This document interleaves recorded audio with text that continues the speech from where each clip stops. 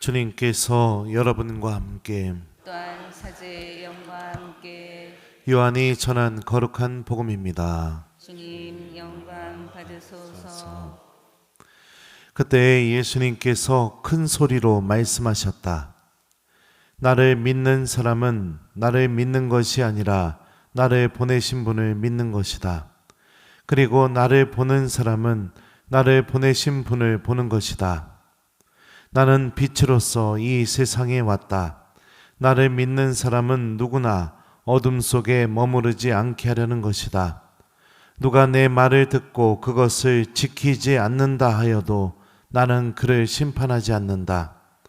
나는 세상을 심판하러 온 것이 아니라 세상을 구원하러 왔기 때문이다. 나를 물리치고 내 말을 받아들이지 않는 자를 심판하는 것이 따로 있다.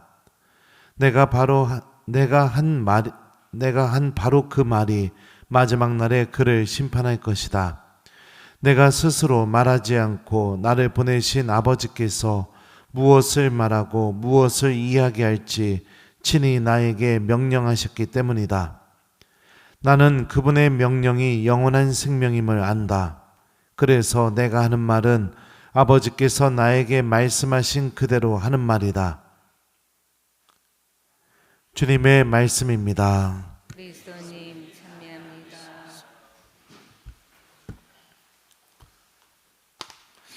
오소서 성령님, 내가 한 바로 그 말이 마지막 날에 그를 심판할 것이다. 안녕하세요. 오늘 예수님께서 우리에게 오신 이유에 대해서 말씀하십니다. 나는 빛으로서 이 세상에 왔다. 나를 믿는 사람은 누구나 어둠 속에 머무르지 않게 하려는 것이다. 누가 내 말을 듣고 그것을 지키지 않는다 하여도 나는 그를 심판하지 않는다. 나는 세상을 심판하러 온 것이 아니라 세상을 구원하러 왔기 때문이다. 주님께서 우리에게 오신 이유는 우리를 구원하기 위해서 오셨습니다. 그리고 예수님의 말씀은 바로 우리를 영원한 생명으로 인도해 줄 수 있는 은총과 힘을 분명히 갖고 있죠. 근데 참 신기한 점은 뭐냐면 주님께서 이렇게 말씀하셔요. 누가 내 말을 듣고 그것을 지키지 않는다 하여도 나는 그를 심판하지 않는다. 그러면 심판하는 것이 도대체 누군가, 무엇인가? 이렇게 말씀하셔요. 나를 물리치고 내 말을 받아들이지 않는 자를 심판하는 것이 따로 있다. 내가 한 바로 그 말이 마지막 날에 그를 심판할 것이다. 예수님은 우리를 심판할 마음도 없고 우리를 구원하기를 간절히 바라고 계시고 영원한 생명으로 인도하시기를 원하신다. 근데 마지막 날에 우리를 심판하는 것은 누구냐? 바로 예수님께서 하셨던 말씀이 우리를 심판한다. 이게 도대체 뭔 말일까요? 제가 기말고사가 다가오면 학생들에게 시험에 대해서 좀 얘기를 해줍니다. 시험에 대해서 왜 얘기해 줄까요? 1번 시험 완전히 망쳐라. 니네 이렇게 더 헷갈리게 해가지고선 점수 다 그냥 바닥까지 그렇게 떨어지게 만들려고. 2번 모두가 시험을 다 잘 봤으면 하는 마음에서. 몇 번이에요? 그렇죠. 그럼 모두가 시험을 다 잘 봤으면 하는 마음에서 시험 문제에 대해서 명확하게는 야, 이 문제 낼 거야 이렇게는 안 하지만 요거 이런 거 좀 공부하고 이런 거 중요하니까 좀 이런 것도 좀 공부해야 되고 뭐 이렇게 얘기를 해준단 말이에요. 학생들을 사랑하는 마음 때문에. 근데 학생들 중에 제가 그 얘기를 해주는 거를 다 받아 적고 막 신부님이 이런 의도로 내겠구나 막 이렇게 이해한 학생들은 시험지를 받아보는 순간 어떤 반응을 보일까요? 아싸! 딱 이러면서 시험지를 막 쓰겠죠. 좋아가지고 답안지를. 근데 신부님이 그렇게 애정을 담아서 얘기를 해줬음에도 불구하고 적지도 않고 듣지도 않고 관심도 없었던 학생들은 시험지를 받아보는 순간 어떻게 될까요? 네, 그냥 망하는 거죠. 학생들을 모두 사랑하고 학생들이 모두 점수를 잘 봤으면 하는 게 제 마음이에요. 근데 제 마음은 그렇지만 시험을 볼 때는 학생들은 어떻게 돼요? 제가 했던 말이 시험 결과에 영향을 주죠. 신부님이 해줬던 말을 귀담아 듣고 준비를 한 학생은 좋은 점수를 받을 것이고, 신부님이 했던 말을 무시하고 관심도 없고 아예 준비조차 안 했던 학생은 그냥 당혹감을 어떻게 면할 수가 없는 그런 상황에 놓이게 되죠. 저는 이것과 같은 이치라고 생각합니다. 주님은 끝도 없이 우리를 사랑하시고 우리를 구원하기를 원하십니다. 하지만 우리가 마지막 날에 주님을 만날 때 예수님께서 하셨던 말씀 때문에, 그 말씀 앞에서 내가 떳떳하지 못하기 때문에, 그 말씀을 듣고도 아무것도 준비하지 않은 내 자신의 모습이 그대로 드러나기 때문에, 그렇기 때문에 심판이 되는 거죠. 하나님의 말씀이 얼마나 중요한지를 오늘 복음은 우리에게 이야기하고 있습니다. 믿음을 갖기 시작했다는 것은 여러분들 주님의 말씀을 귀담아 듣는 마음을 소유했다는 것을 의미해요. 여러분들이 하느님 자녀가 되었다는 것은 무엇을 의미하느냐? 하느님의 말씀을 소중히 여길 줄 아는 그런 사람이 됐다는 것을 의미합니다. 오늘 일독서를 보게 되면 교회가 성장하고 확장되는 모습에 대해서 사도행전은 어떻게 표현하느냐? 이렇게 표현합니다. 하느님의 말씀은 더욱 자라면서 널리 퍼져갔다. 신자들이 늘어나고 교회가 커져가고 외적으로 성장하고 내적으로도 성장하는 그 모습이 뭐예요? 하느님의 말씀이 자라나고 있다, 이렇게 얘기합니다. 그 얘기는 뭡니까? 하느님의 말씀을 소유하는 이들이 늘어나기 시작했다는 것을 의미하죠. 다시 말하면 신앙인이란 주님의 말씀을 붙잡고 살아가는 사람들입니다. 붙잡고 살아가는 사람들이요.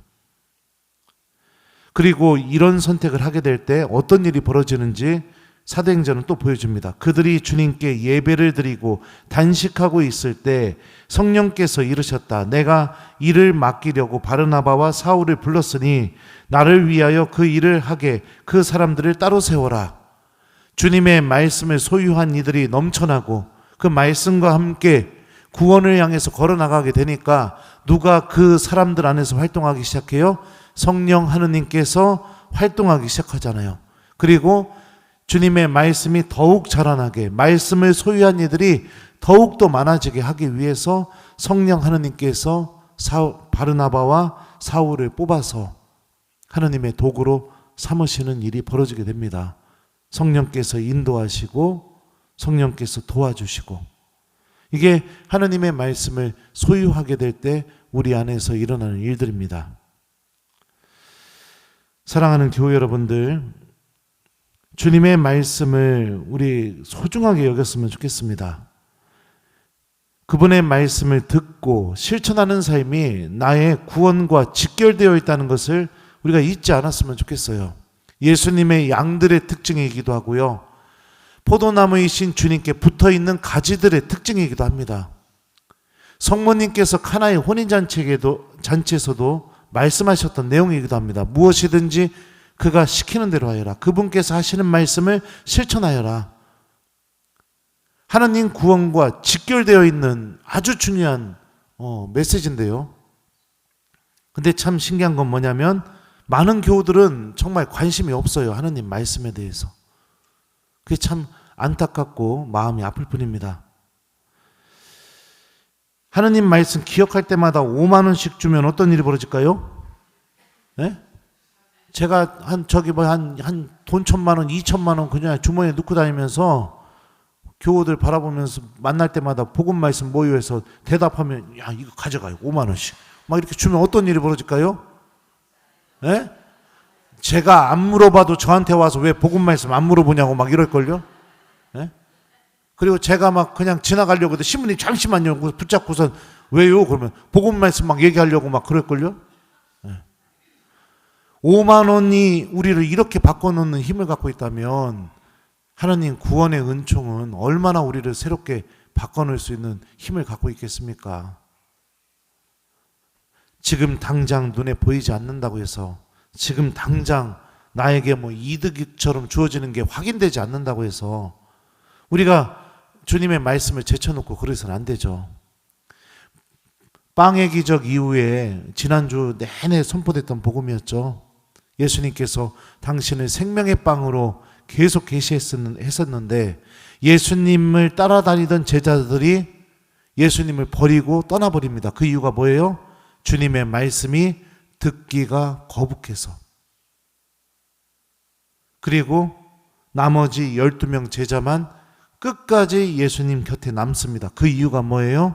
예수님께는 생명을 주는, 영원한 생명을 주는 말씀이 있어서. 말씀을 듣지 않는 이들은 아무리 구원으로 초대해도 떠나가게 되어 있습니다. 말씀을 듣는 이들은 절대 주님을 버리지 않습니다. 주님을 떠나가지 않죠. 참된 신앙은 누차 강조하지만 하느님 말씀을 소유하는 길입니다. 복음 마지막에서 예수님께서 이렇게 말씀하십니다. 나는 그분의 명령이 영원한 생명임을 안다. 그래서 내가 하는 말은 아버지께서 나에게 말씀하신 그대로 하는 말이다. 하느님의 명령은 영원한 생명을 소유하고 있다고 주님께서 말씀하시고 그 영원한 생명이 담겨져 있는 그 하느님 아버지의 말씀을 예수님께서 그대로 우리에게 말씀하고 계시다는 것을 복음의 마지막에서 얘기하십니다. 그 영원한 생명이 담겨 있는 그 이 놀라운 말씀이 오늘 미사를 통해서, 매일 미사를 통해서 우리들에게 들려지게 되죠.